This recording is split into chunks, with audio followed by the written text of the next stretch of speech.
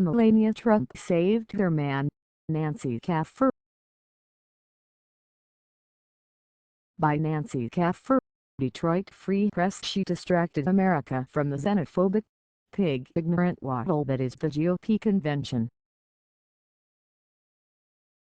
Here's what I'd be hoping for if I were a Republican strategist who understands that the party can't win with a base limited to angry, aging white people, another plagiarism scandal, an escaped stunt animal, possibly a wardrobe malfunction. Because the flap over things such as Melania Trump's apparent, let's be nice, homage to Michelle Obama's 2008 convention speech has effectively put a stop to broader discussion of an unparalleled storm of divisive, white supremacist, isolationist, anti-American rhetoric pouring off the stage in Cleveland. I heard what Representative Steve King stunned MSNBC viewers when he asked, during a panel, what non-whites had ever contributed to Western civilization. I'd ask you to go back through history and figure out, where are these contributions that have been made by these other categories of people that you're talking about? Where did any other subgroup of people contribute more to civilization?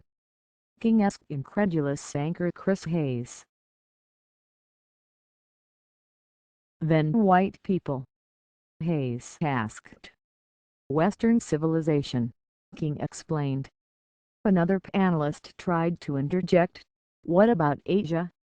What about Africa? The conversation turned, but the moment is indelible. And it is just one of many moments, on the first night of the Republican National Convention, that should shock the conscience.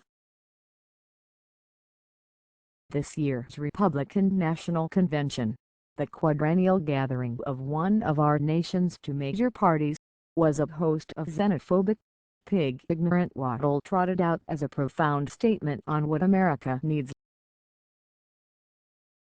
The washed-up soap opera actor that T.U.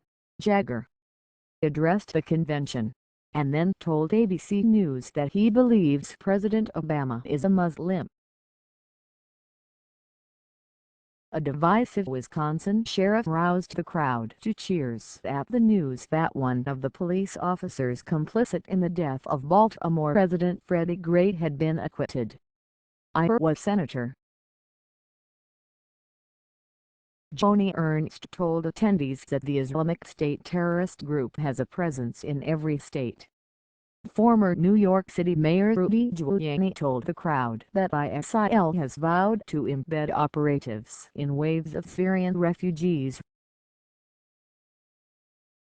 Speaker after speaker told the audience that they live in great danger, despite abundant evidence that shows violent crime has dropped sharply over the past decade. They told the crowd that Obama has encouraged violence against police officers, that our military is barred by federal policy from entering conflict in a manner that would lead to success, that there are no inequities in the criminal justice system, that race and income don't matter. It was a convincing bombardment of ugliness.